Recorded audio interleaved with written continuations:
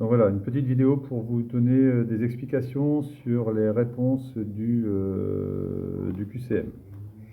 Alors, donc là, on s'attaque à un croisement qui permet de sélectionner des caractères qui nous intéressent, là sur des tomates. D'accord, donc le croisement est indiqué ici. Voilà. Alors on nous dit un petit peu au-dessus que les gènes impliqués dans ces caractéristiques sont au nombre de 2. Un gène détermine la taille du fruit. Il existe sous deux formes d'allèles, P gros fruit, P plus petit fruit.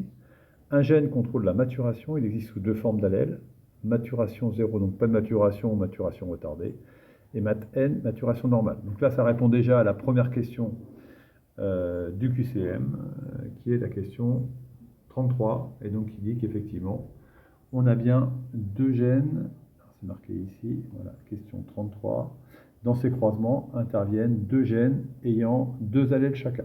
Voilà, ça c'est on va dire, c'est la présentation classique des exercices habituels que l'on a pour un croisement de deux gènes. Voilà. Alors, le premier croisement se réalise entre, donc là c'est expliqué, donc alors, on va regarder par des plantes à petits fruits, donc des petites tomates qui n'ont pas de maturation, avec des grosses tomates qui ont une maturation normale.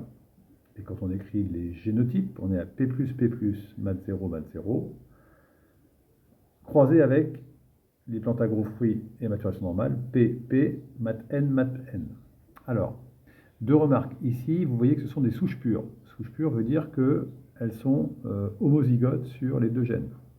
D'accord? Ça, c'est la première chose.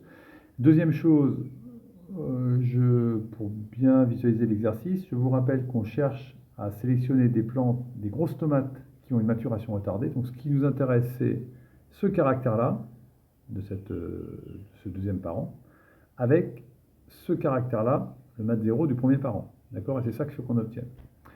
Alors, quand on fait un croisement P1 fois P2 avec des souches pures, c'est ce que j'ai marqué là. Donc, j'ai repris un petit peu la même forme. Alors, bon, vous allez retrouver mon écriture un petit peu compliquée, mais voilà.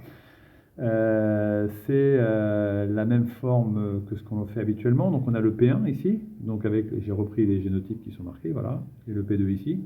Alors, quand on a des souches pures, et si ça, vous ne voyez pas trop directement comment ça se passe, il faut refaire les dessins de la méiose avec la méiose 1, la méiose 2 pour s'en rendre compte, hein, que effectivement, quand on a des souches pures, on n'a qu'une seule possibilité de gamète, que les gènes soient liés ou indépendants. Hein. Là, on est sur des gènes indépendants, mais c'est pareil.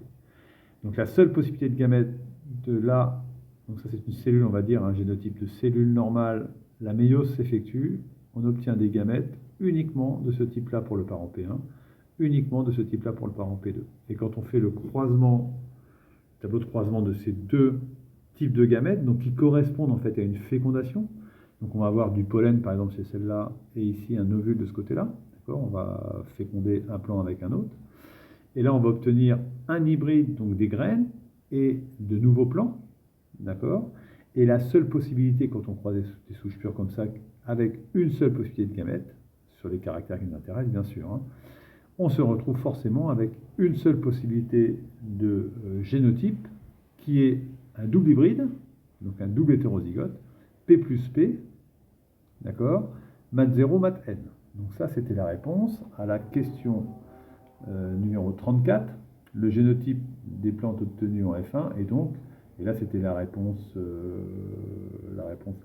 C, P plus P, mat N, mat 0. Voilà ce que l'on obtient en fait en F1 comme génotype. Alors, je vous rappelle que la F1 nous apporte comme information, puisque là on vous rappelle que le génotype en fait, à la limite on ne peut pas le voir, hein, d'accord, c'est ce qu'il y a dans la cellule. Nous ce que l'on voit c'est quelle tomate on obtient. Et donc ce que l'on obtient, on obtient un petit fruit avec une maturation ralentie. Donc en fait le phénotype, ce que l'on obtient en F1, ce que l'on voit, nous permet de déterminer les allèles ou les caractères dominants, les allèles dominants, d'accord, dans ces deux gènes. Donc l'allèle dominant, c'est l'allèle P plus ici, c'est le petit fruit, d'accord, et l'allèle dominant sur le caractère maturation, c'est la maturation ralentie.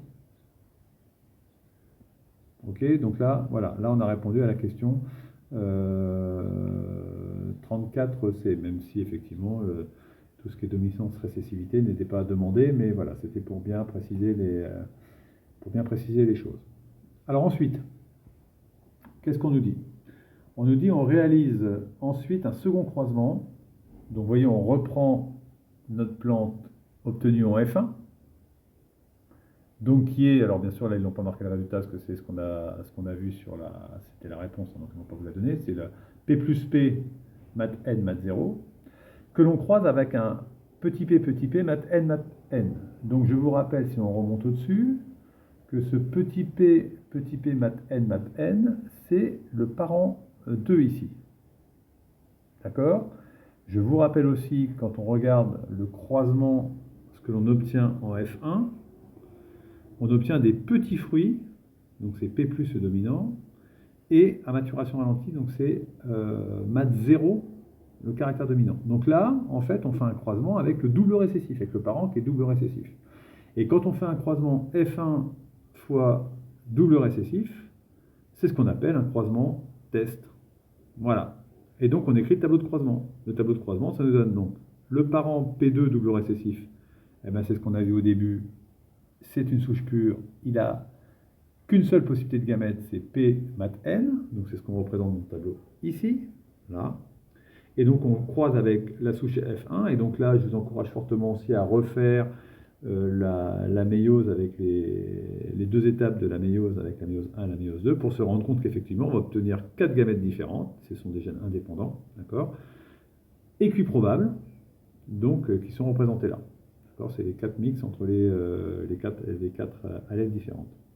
Et donc bien sûr, étant donné que ce sont des gènes indépendants, d'accord, donc chaque gamète est obtenue à 25%, donc forcément le croisement global sera 0,25 fois 1 ici, parce que là c'est 100% de gamètes comme ça, donc bien sûr ça sera 25% par 4 ici. D'accord, donc on va obtenir 4 plants de tomates différents, et là-dedans ce qui nous intéresse c'est quoi? C'est celle-là, c'est P mat 0. Et donc on a effectivement 25% de tomates d'intérêt, donc c'était la réponse à la question, c'est là, à la question 34. 35, pardon, pourcentage de tomates aux qualités génétiques recherchées, donc gros fruits, maturation retardée, c'est bien 25% qui est donné par le croisement test. Voilà, c'était un bon exercice qui se rappuyait sur ce chapitre 4 qui était la sélection de variétés intéressantes pour l'homme, avec la génétique que l'on avait fait au premier trimestre. Voilà.